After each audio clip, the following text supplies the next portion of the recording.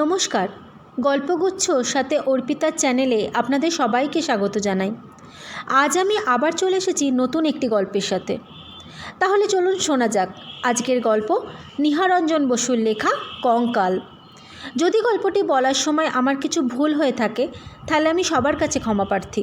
আর হ্যাঁ, গল্পটি যদি আপনাদের ভালো লেগে থাকে তাহলে একটি লাইক, সাবস্ক্রাইব ও একটি ছোট্ট কমেন্ট করতে ভুলবেন না। মালি কেমন যেন অদ্ভুত এক দৃষ্টিতে সুপর্ণর মুখের দিকে তাকিয়ে রইল কিছুক্ষণ।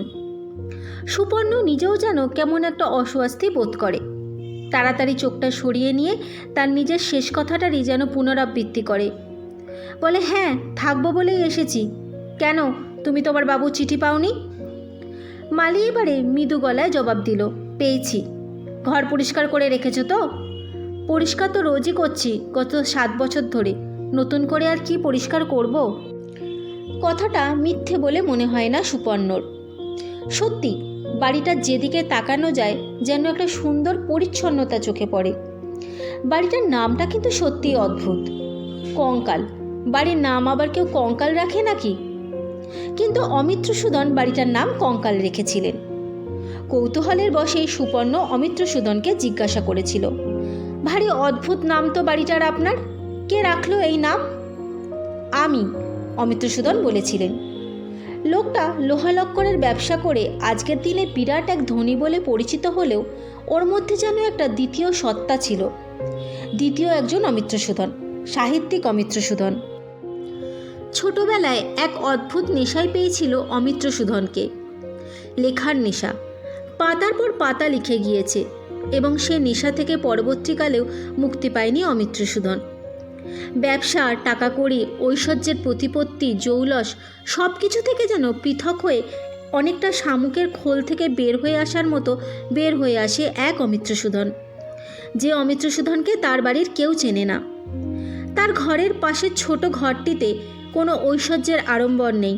কতগুলো আলমারি ঠাসা বই, একটা লেখবার টেবিল, কাঠের একটা চেয়ার, কাগজ কলম দোয়াত সেই টেবিলের পরে। নিশুতি রাতে সেই ঘরে এসে ঢোকেন, আপন মনে পাতার পর পাতা লিখে যান, যার একটি লেখাও আজ পর্যন্ত প্রকাশিত হয়নি। কৃপণের ধনের মতো সবার দৃষ্টির আড়াল থেকে যাকে সঙ্গোপনে চিরদিন অদ্ভুত এক মমতায় লালন করে এসেছেন অমিত্রসূদন। একজন, মাত্র একজন সে সংবাদ জানত, সুপর্ণ, অমিত্রসূদনের বন্ধুপুত্র। বছর 24 বয়স, এর মধ্যে শেয়ার বাজারে সম্পূর্ণ চৌধুরীর নাম হয়েছে। আর এই লেখার সূত্র ধরেই একদিন অমিত্রসূদন সুপর্ণকে কাছে টেনে নিয়েছিলেন। মাঝে মধ্যে সুপর্ণকে ডেকে পাঠাতেন অমিত্রসূদন। রোগা লম্বা চেহারা, গায়ের বর্ণ কেমন যেন রক্তহীন ফ্যাকাশে বিবর্ণ, মাথার চুলগুলো পশমের মতো পাতলা, সামান্য লালচে, অবিনস্ত সব সময়। ভাসা ভাসা বড় বড় দুটো চোখ, চোখে পুরো লেন্সের কালো সেলুলয়েডের ফ্রেমের চশমা। MA পাশ করার পর কোথাও কোনো এক বেসরকারি কলেজে লেকচারার। আর এই সাহিত্য। সংসারে একাই, মা বাপ বহুকাল আগে গত হয়েছেন। ভারী ভালো লাগতো সুপর্ণকে অমিত্রসূদনের, তাই মাঝে মধ্যে ডেকে পাঠাতেন। কাকাবাবু এসো, অনেক দিন তোমাকে দেখি না, তাই ডেকে পাঠিয়েছিলাম। চলো ছোট ঘরে চলো। ছোট ঘর মানে সেই আলমারি ভর্তি বইতে ঠাসা ঘরটা। নিজে একটা চেয়ারে বসে ওকে আর একটা চেয়ারে বসতে বলতেন। তারপর বলো, কি নতুন লিখলে? কিছু লিখতে পারছি না কাকাবাবু। কেন? একটা আইডিয়া অনেক দিন থেকে মাথার মধ্যে ঘুরছে, কিন্তু কিছুতেই যেন গুছিয়ে আনতে পারছি না। কী রকম বলো তো? নিজের কাছেই তো কষ্ট নয়, তা কি বলবো আপনাকে? আপনি কি নতুন লিখলেন বলুন? একটা নাটক লিখতে শুরু করেছি। নাটক? হ্যাঁ, শুনবে? শোনান না। বেশি লিখতে পারিনি, মাত্র একটা দৃশ্যই লেখা হয়েছে। তারপর হয়তো পড়া হতো নাটক, কোনো দিন বা কোনো বিরাট উপন্যাসের বিরাট একটা চ্যাপ্টার, কোনো দিন গল্পের একটা পাতা। কোনো কিছু শেষ হতো না অমিত্রসূদনের। কিছু লেখবার পরেই থেমে যেত, অসম্পূর্ণ। সুপর্ণ বলতো, এটা চমৎকার হয়েছে, শেষ করুন। কিন্তু ওই পর্যন্তই, শেষ হতো না, শুরু হতো কিছু নতুন। একজনের বছর 24 বয়স, অন্যজন 60-এর কোঠায় পৌঁছেছেন। তবু দুজনের মধ্যে গড়ে উঠেছিল যেন প্রগাঢ় এক বন্ধুত্ব, প্রীতির সখ্যের বন্ধন। কিছুদিন থেকে সুপর্ণ শরীরটা ভালো যাচ্ছিল না, একটা রক্তশূন্যতা। নানাভাবে ডাক্তাররা পরীক্ষা করলো, তারপর পরামর্শ দিল চেঞ্জে কিছুদিন গিয়ে, মানে কোনো স্বাস্থ্যকর জায়গায় কিছুদিন গিয়ে থেকে আসুন। কথাটি অমিত্রসূদন জানতে পেরে বললেন, এক কাজ করো সুপর্ণ। কি কাকাবাবু? তুমি আমার কঙ্কালে গিয়ে কিছুদিন থেকে এসো। কঙ্কাল? কেমন যেন বিস্ময়ের সঙ্গে তাকায় সুপর্ণ অমিত্রসূদনের মুখের দিকে। হ্যাঁ, বাড়িটার নাম রেখেছি কঙ্কাল। আশ্চর্য নামটা তো!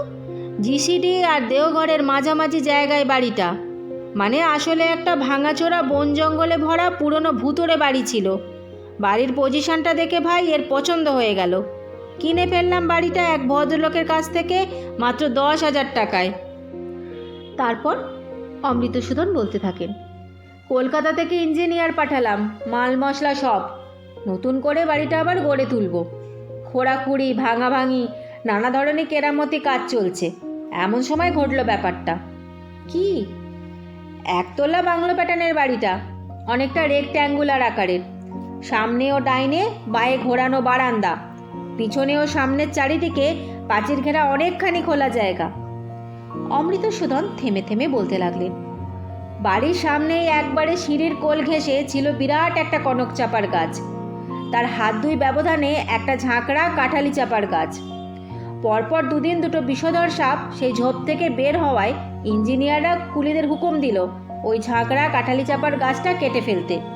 তারপর ওই গাছটা কাটতে গিয়েই ব্যাপারটা ঘটল। কি? গাছের শিকড় মাটি করে তুলতে গিয়ে বের হয়ে এলো একটা কঙ্কাল। কঙ্কাল?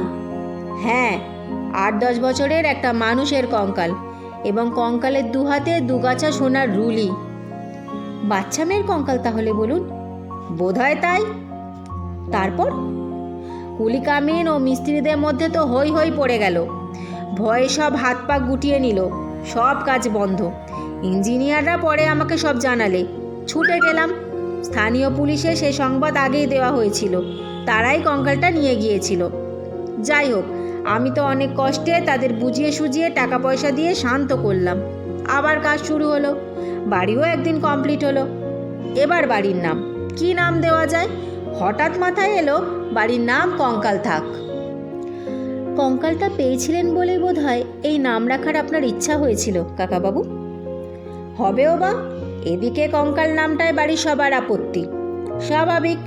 তা সত্ত্বেও কারোর কথা আমি শুনলাম না, বাড়ির ওই কঙ্কাল নামই রাখলাম। আর সেই জন্য বোধহয় আমার বাড়ির কেউ সে বাড়িতে একটা দিনও গিয়ে থাকতে রাজি হলো না। কেউ যায়নি সে বাড়িতে আজ পর্যন্ত? না। আপনি? আমি মাত্র একবার গিয়েছি, সেই প্রথম ও সেই শেষ। আর যাননি? না। কেন? সেই কথাই এবার তোমায় বলবো সুপর্ণ। অমিত্রসূদন বলতে লাগলেন, এত পয়সা খরচা করে বাড়িটা তৈরি করলাম। সামনে অনেকখানি জায়গা জুড়ে গোলাপের বাগান। নানা জায়গা থেকে সব রেয়ার গোলাপের চারা এনে পোঁতা হয়েছিল। একজন মালি সব দেখাশোনা করত। প্রয়োজনীয় ফার্নিচার, বেডিং, কাকরিস, থাকার জন্য সব ব্যবস্থা করা হয়েছিল, যাতে করে ওখানে গিয়ে থাকলে কোনো অসুবিধা না হয়। কার্তিকের শেষ, বেশ ঠান্ডা পড়ে শেষ রাতের দিক থেকে। সন্ধে নাগাদ সোজা কলকাতা থেকে গাড়ি করেই গিয়ে ওখানে পৌঁছালাম। অজস্র গোলাপ ফুটে রয়েছে বাগানে। মালিটাকে আগেই খবর দিয়ে রেখেছিলাম। গেটের সামনে গিয়ে হর্ন দিতেই সে এসে গেট খুলে দিল। মালি এই জায়গারই লোক, বয়স হয়েছে, তাহলেও রীতিমতো সন্ডাগন্ডা গোছের লোক। দিনের আলো তখনও একেবারে নিঃশেষ হয়ে যায়নি। ঘুরে ঘুরে মালিকে নিয়ে বাগানটা দেখলাম। ক্রমশ সন্ধ্যার অন্ধকার চারিদিকে ঘনিয়ে এলো। রাতটা ছিল পূর্ণিমার পরের রাত। সন্ধ্যার কিছু পরেই চাঁদের আলোয় চারিদিক স্পষ্ট হয়ে উঠল।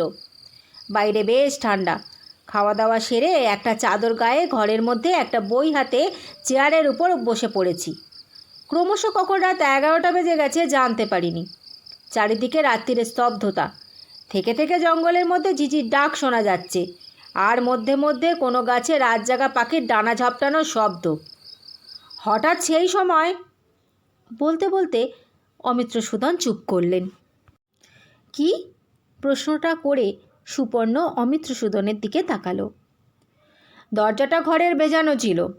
হঠাৎ একটা মৃদু শব্দ পেয়ে দরজার দিকে তাকালাম, আর দেখলাম দরজার কপাট দুটো ধীরে ধীরে ফাঁক হয়ে গেল। প্রথমটা ভেবেছিলাম বুঝি হাওয়ায় দরজাটা খুলে গিয়েছে। উঠতে যাব দরজাটা বন্ধ করবার জন্য। হঠাৎ সেই সময় যেন মনে হলো এক ঝলক ঠান্ডা বরফের মতো হাওয়া ঘরের মধ্যে এসে ঢুকলো। সেই সঙ্গে একটি ছোট্ট মুখ দরজার ফাঁক দিয়ে ভেতরে উকি দিল। মুখ? হ্যাঁ, ফুলের মতো একটি মুখ।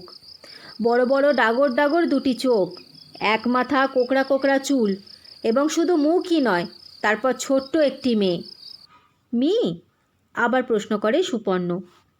হ্যাঁ, বছর 8-9-এর একটি মেয়ে। পরনে সাদা একটি ফ্রক, হাত দুটি খালি। মেয়েটি নির্নিমেষে আমার দিকে চেয়ে আছে। এত রাত্রে কাদের মেয়ে এলো?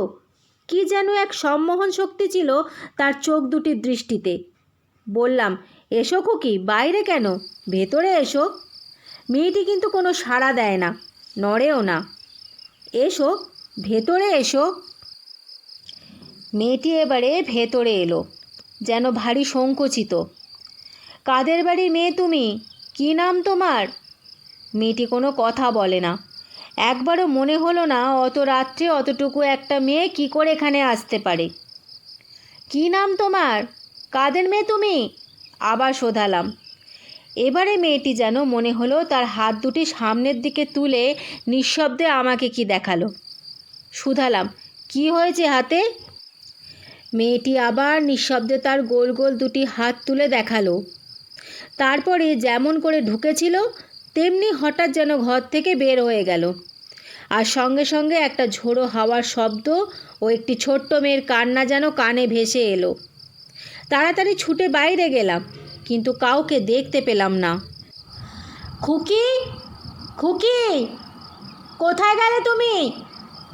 বলে চিৎকার করে ডাকলাম। বাইরে ফুটফুটে জ্যোৎস্না। হঠাৎ নজরে পড়ল বারান্দার একপাশে সেই মেয়েটি দাঁড়িয়ে ফুপিয়ে ফুপিয়ে কাঁদছে। তাড়াতাড়ি এগিয়ে গেলাম মেয়েটির দিকে।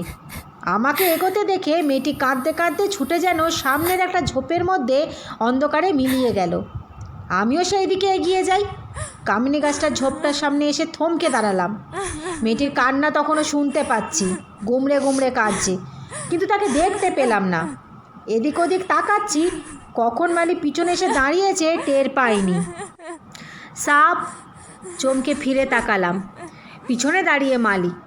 সে বললে, আন্দার মেয়ে চালিয়ে সাপ। মালি, একটা ছোট মেয়ে এইদিকে। আমি জানি, ভিতরে চলুন। মেয়েটি? চলুন সাপ, ভিতরে চলুন। ফিরে এলাম ঘরে। মালি বললে, রাত অনেক হয়েছে, এবার শুয়ে পড়ুন সাহেব। কিন্তু মেয়েটি কাদের? ও কারণ নয়। কারণ নয়? না, ও এ বাড়িতেই থাকে। এ বাড়িতে থাকে? কাদের মেয়ে? মালি বলে, চাঁদনি রাত হলেই ও আসে। তুমি ওকে আরও দেখেছ? হ্যাঁ সাহেব, বললাম তো, চাঁদনি রাত হলেই ও আসে। আসে?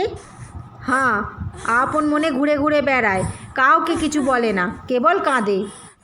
কাঁদে কেন? তা বলতে পারবো না সাহেব। তারপরেই একটু থেমে মালি বলল, বোধহয় ও খোঁজে। কি? তা জানি না, মনে হয় হাত দুটো দেখিয়ে ও কিছু বলতে চায়। কিন্তু ও কাদের মেয়ে? বললাম তো সাহেব, ও কারণ নয়, ও মানুষ নয়। মানুষ নয়? না। বলাই বাহুল্য, তারপর বাকিটা রাত জেগে রইলাম। চোখে ঘুম এলো না। বাকি রাত কেবল ওর কান্না শুনতে লাগলাম। অমিত্রসূদন থামলেন। কান্না? সুপর্ণ জিজ্ঞাসা করে। হ্যাঁ, একটা চাপা কান্না। সারাটা বাড়ির মধ্যে যেন গুমড়ে গুমড়ে ফিরতে লাগলো। অবশেষে একসময় রাত শেষ হলো, আর আমিও কলকাতায় ফেরবার জন্য ড্রাইভারদের ডেকে গাড়িতে উঠে বসলাম। ফিরে এলাম কলকাতায়। আর কোনো দিন যাইনি।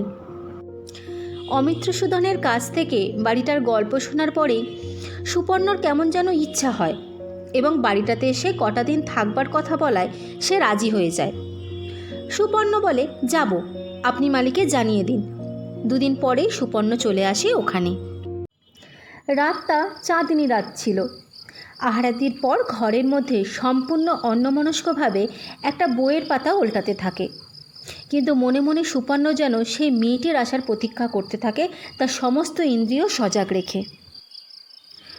অমিত্রসূধন তাকে বলেছিলেন, মালি নাকি সে রাত্রে তাকে বলেছিল চাঁদনি রাত হলেই সে আসে, আর সাধারণত রাত 11টার পর।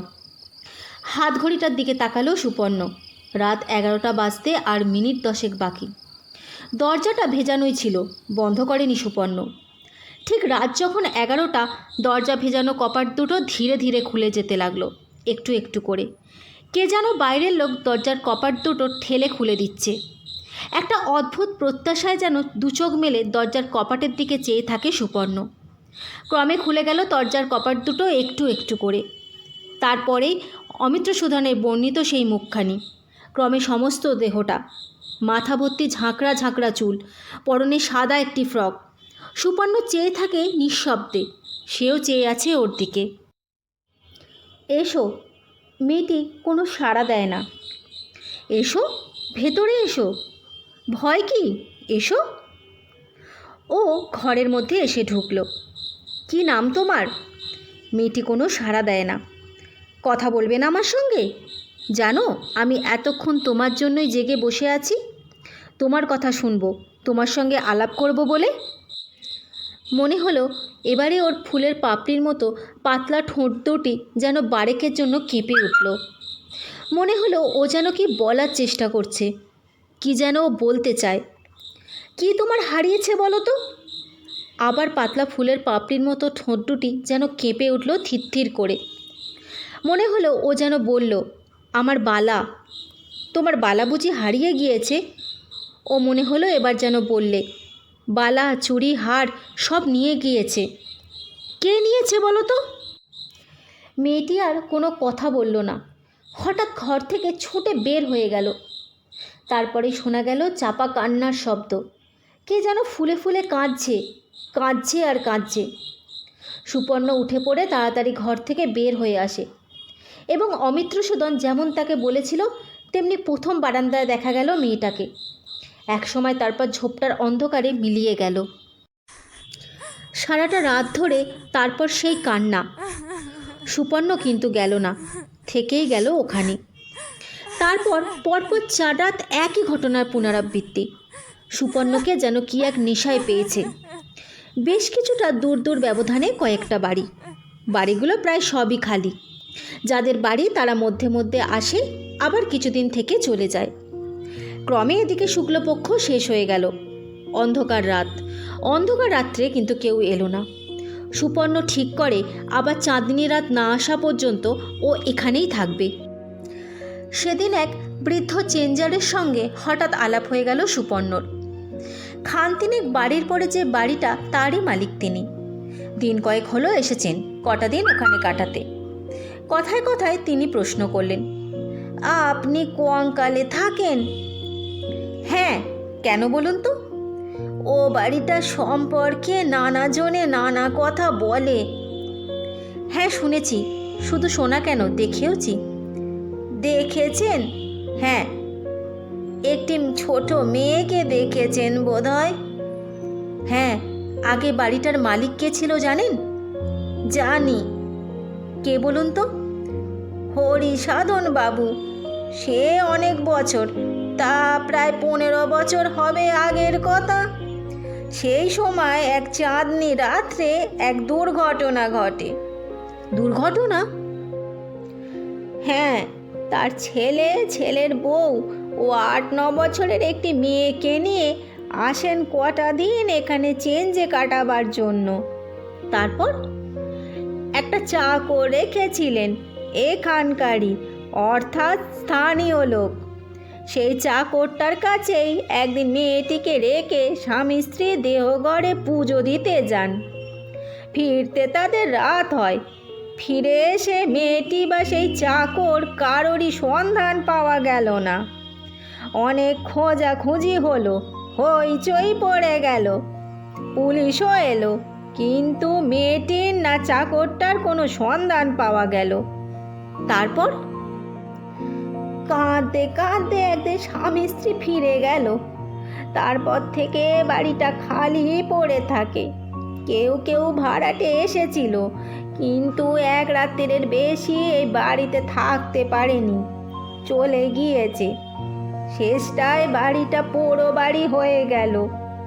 অনেক বছর পরে অমিত্রসূদন বাবু বাড়িটা কিনে নতুন করে তৈরি করলেন, কিন্তু তারও আজ পর্যন্ত কেউ একটা রাত এখানে এসে কাটাননি। আচ্ছা, মেয়েটির গায়ে গহনা ছিল না? হ্যাঁ, বড় লোকের নাতনি, হার চুড়ি বালা সবই ছিল। আর পুলিশের ধারণা সেই গয়নার লোভেই সেই চাকরটা হয়তো মেয়েটাকে খুন করে গয়না নিয়ে পালিয়েছিল। খুন করে? তাই, কারণ অমিত্রসূদন বাবু যখন এ বাড়ি মেরামত করেন সেই সময় একটা গাছের নিচে একটা কঙ্কাল পাওয়া গিয়েছিল। আবার চাঁদনি রাত এলো, ফুটফুটে জ্যোৎস্না চারিদিকে। সুপর্ণ অপেক্ষা করছিল। সে এলো ঠিক রাত 12টায়, তারপর মিলিয়েও গেল। শুরু হলো তারপর সেই কান্না। সুপর্ণ আজ কান পেতে শোনে। কান্নাটা স্পষ্ট শোনা যাচ্ছে এবং বাড়ির মধ্যেই বা আশেপাশে কোথাও কাঁদছে কেউ। কোথায় কাঁদে কে? ঘুরতে ঘুরতে একসময় সুপর্ণ মালির ঘরের সামনে এসে থমকে দাঁড়ালো। মনে হলো যেন মালির ঘরের ভিতর থেকেই কান্নার শব্দটা আসছে। ঘরের ভেতর ঢুকে পড়ল সুপর্ণ এবং ঢুকেই থমকে দাঁড়ালো। ঘরের মধ্যে একটা হ্যারিকেন বাতি জ্বলছে আর মালিটাই মেঝেতে গড়াগড়ি করে কাঁদছে আর থেকে থেকে দুহাত নিজের গলা টিপে ধরছে প্রাণপণ শক্তিতে। মালি, এই মালি! হঠাৎ মালি কান্না সামলে, কে? অমন করে কাঁদছিস কেন? প্রায়শ্চিত্ত বাবুজি, আমার পাপের প্রায়শ্চিত্ত। পাপের প্রায়শ্চিত্ত? হ্যাঁ বাবুজি, বলে মালি এবারে হাউমাউ করে কেঁদে উঠল। চকিতে একটা সন্দেহ যেন মনের মধ্যে বিদ্যুতের মতো ঝিলিক দিয়ে ওঠে সুপর্ণর। সে বলে, তবে কি তুই? হ্যাঁ বাবুজি, সেদিন দুটো গয়নার লোভে আমি দিদিমণিকে গলা টিপে। মালি! অদ্ভুত একটা চিৎকার সুপর্ণর গলা থেকে বের হয়ে এলো। হ্যাঁ বাবুজি, দিদিমণি গয়নাগুলো এমনি দিয়ে দিয়েছিল মেরে ফেলবো ভয় দেখাতে। কেবল হাতে দুটো বালা দিতে চাইনি কিছুতেই। তখন তার গলা টিপে ধরি আমি, কিন্তু বালা দুটো শেষ পর্যন্ত আমি নিয়ে নিই। বালা হাতেই ছিল তার, যখন গাছের নিচে তাকে পুঁতে রাখি। সুপর্ণ কি বলবে বুঝতে পারে না। এক সময় মালির ঘর থেকে বের হয়ে আসে।